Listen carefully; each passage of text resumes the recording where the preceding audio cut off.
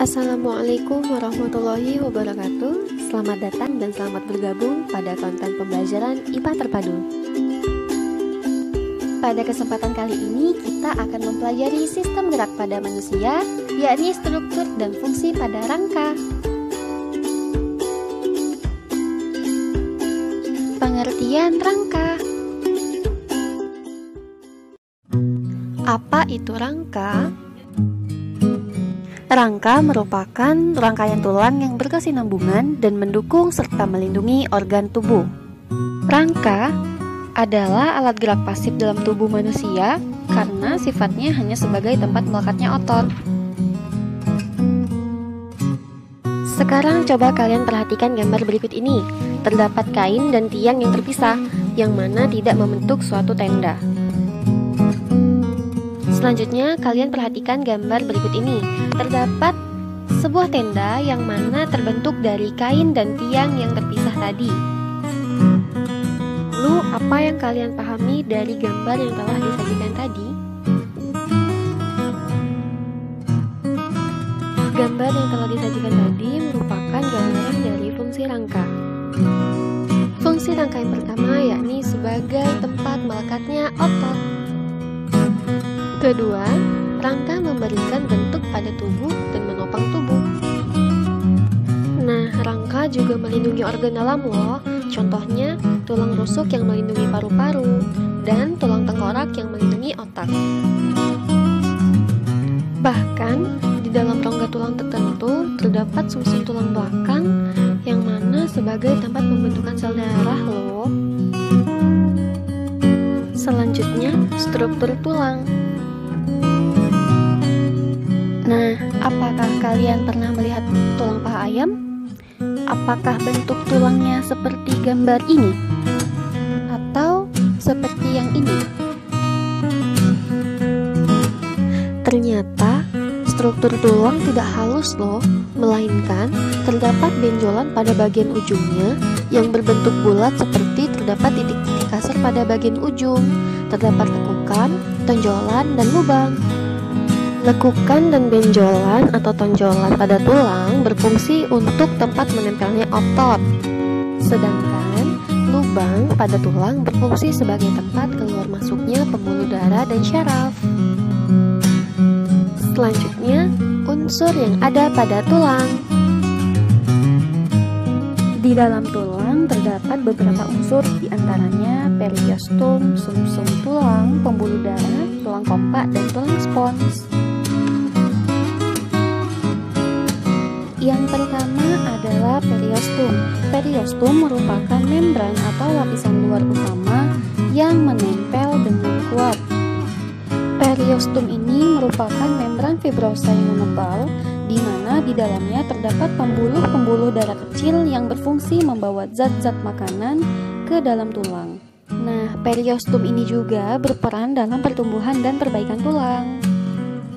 Selanjutnya, pada bagian bawah periostom terdapat tulang kompa atau tulang kortikal yang disebut juga sebagai tulang keras. Tulang kompa atau tulang keras ini merupakan suatu lapisan tulang yang keras dan kuat. Tulang kompa mengandung sel-sel tulang atau osteoblast, pembuluh-pembuluh darah, zat kapur dan fosfor, serta serabut elastis. Nah, kerasnya tulang disebabkan karena tulang memiliki zat kapur dan fosfor, sedangkan serabut-serabut elastisnya mempertahankan tulang agar tetap kuat, tidak mudah rapuh dan patah. Nah, selanjutnya yakni tulang spons atau spongiosa. Jadi, tulang spons ini merupakan tulang yang memiliki matriks yang tidak padat atau berongga. Tulang spons dalam tulang pipa atau tulang panjang terdapat di daerah ujung tulang.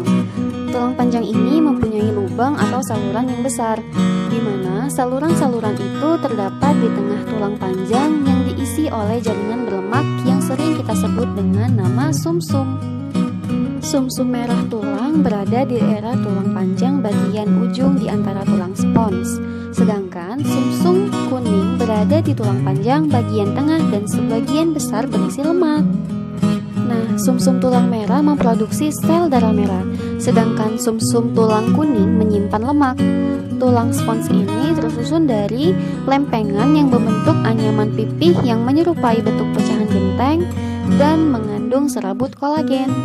Selanjutnya, pada ujung tulang panjang ditutupi suatu lapisan yang tebal, lunak, dan lentur yang sering disebut dengan kartilago atau tulang rawan.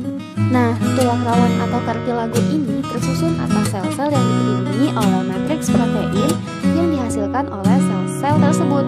Selain di ujung-ujung tulang panjang, kartilago atau tulang rawan ini juga dapat kita temukan di ujung-ujung tulang rusuk, dinding saluran pernapasan, hidung, dan telinga. Selanjutnya kita akan membahas macam-macam tulang pada sistem rangka. Bentuk tulang pada manusia tidaklah sama.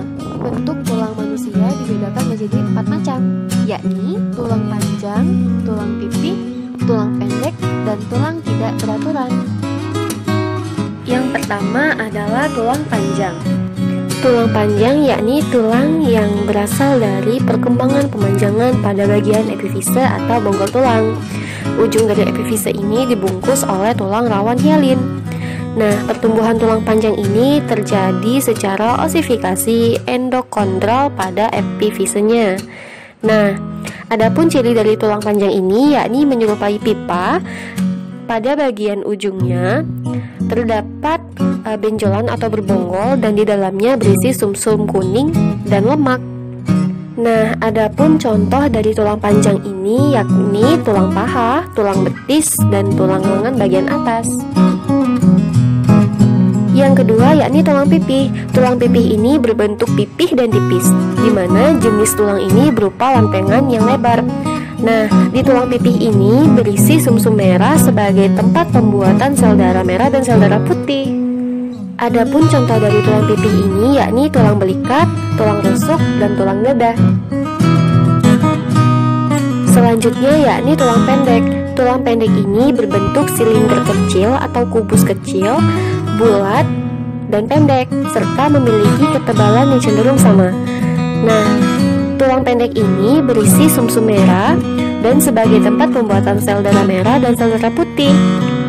Tulang pendek ini juga memberikan stabilitas dan menunjang pergerakan pada sendi kita loh. Nah, adapun contoh dari tulang pendek ini yakni karpus pada tangan dan kaki kita. Nah, yang terakhir adalah tulang tak beraturan. Seperti namanya, tulang ini memang dikatakan tidak beraturan karena tulang ini tidak memenuhi salah satu bentuk dari tulang lainnya, seperti tulang panjang, tulang pendek, maupun tulang pipih. Nah, bentuk tulang ini merupakan gabungan dari tulang panjang, tulang pendek, dan tulang pipih. Adapun contoh dari tulang tak beraturan yakni tulang rahang dan tulang ruas belakang.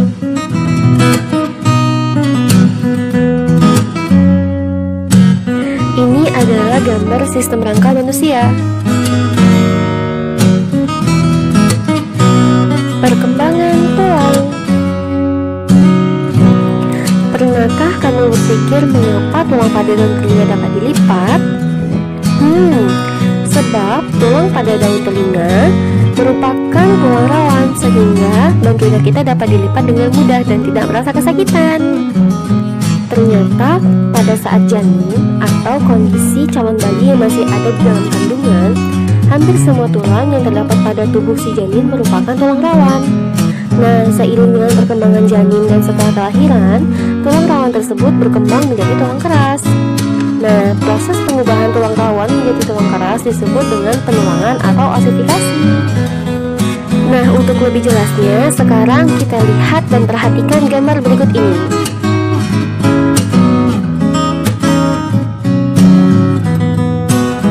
Proses osifikasi berawal dari tulang rawan.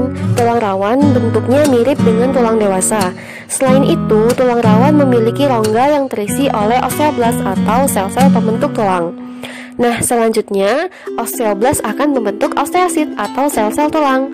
Nah, pada proses osifikasi ini dimulai dari bagian tengah tulang rawan dan kemudian meluas ke seluruh arah sesuai dengan pertumbuhan tulang rawan.